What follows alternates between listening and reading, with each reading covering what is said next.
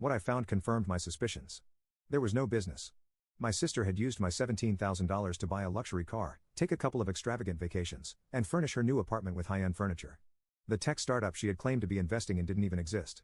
With this information, I decided to consult a financial investigator. It was a tough decision because it meant involving a stranger in family matters, but I didn't see another option. The investigator was able to track my sister's spending even further and provided detailed reports that laid out exactly where my money had gone. As I looked at the final report, I felt a strange mix of relief and anger, relief that I finally had concrete proof, anger that I had let it get this far. But now, I had something undeniable. My plan was to present it to my family to finally get them to see the truth. When I called for another family meeting, I knew it wouldn't be easy, but I thought maybe with the evidence in hand, they would finally believe me. I was wrong. Sitting around the same dinner table, I presented everything, including the investigator's report, the public records, and screenshots of my sister's lavish spending. I even had a timeline that outlined how, from the day I loaned her the money, my sister had been using it for personal gain. At first, the room was quiet. I expected shock and maybe some apologies for not believing me sooner, but what I got instead was disbelief. My mom said that couldn't be right and that my sister wouldn't do anything like that. My sister tried to play it off. Some of the money went toward business expenses, and she spent some of it on herself, but that's just how business works, she explained. She said she had to look successful to be successful. I confronted her again and told her that she took my money under false pretenses and used it for her own benefit. That's fraud. At the word fraud, the room tensed. My father's face turned red. My father shifted uncomfortably in his seat, and my mother just stared at my sister as if waiting for her to make it all better with some magical explanation. My sister again tried to explain, saying that she needed to invest in herself as well. Even if she got carried away, she said she would pay back every dime, but the damage was done. The evidence was clear. My sister had lied, and now everyone in the room knew it. I thought I had her. She was playing checkers while I was playing chess, but even after everything they heard and had seen, my family continued to side with her. They refused to fully hold her accountable. My dad sighed, rubbing his temples. He was clearly frustrated. He wanted me to understand my sister was under pressure and that she was just trying to make something of herself, and mistakes happen, but this wasn't a mistake. My sister didn't accidentally take my money and forget to pay it back. She lied to me, took what I worked hard for, and had no intention of returning it. Then my mom gave me a sad look as if I was the one in the wrong. She didn't side with me.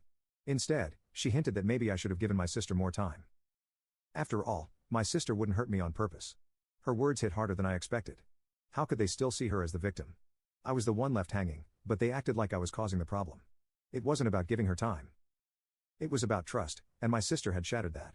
My dad let out a heavy sigh, and for a second, I thought he might finally understand where I was coming from. But no, he just reminded me that family is more important than money. They didn't want this to tear us apart. I stood up, feeling the weight of it all. I couldn't keep fighting them or keep pretending everything was okay. The next day, I went to my lawyer and filed a lawsuit against my sister for fraud.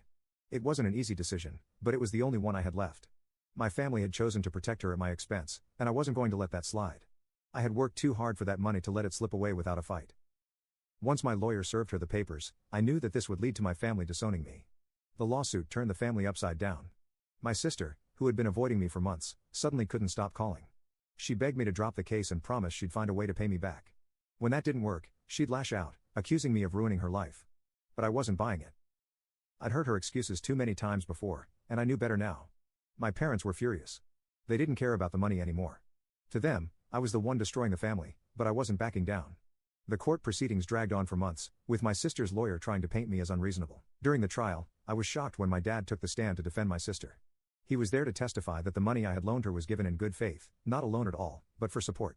He claimed my sister had made efforts to get other family members to invest in her business too, as if that somehow justified everything. He said that I was one of the many who offered the money since I knew that starting a tech company would need a lot of startup capital. I remember my sister coming to me and asking if I wanted to be part of it, my dad said, looking directly at the judge. She told me about the business, about how it was going to take off, and she just needed help from family. We all knew she was doing something important for her future. This wasn't a part of some scam. He made it seem like I was one of the many, but none of the others had actually given her money. That part was left out. The whole thing was framed as if my sister had been doing the right thing and I had simply misunderstood the situation, but the evidence spoke for itself.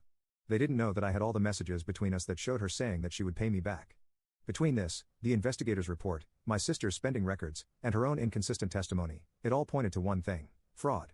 In the end, the judge ruled in my favor. My sister was ordered to repay the full amount plus interest and was fined for her fraudulent actions. I wish that the court ruling brought some sense of closure, but the truth is my relationship with my family was forever changed. They apologized, of course, once the ruling came down, but their apologies felt hollow. They had chosen my sister over me when it mattered.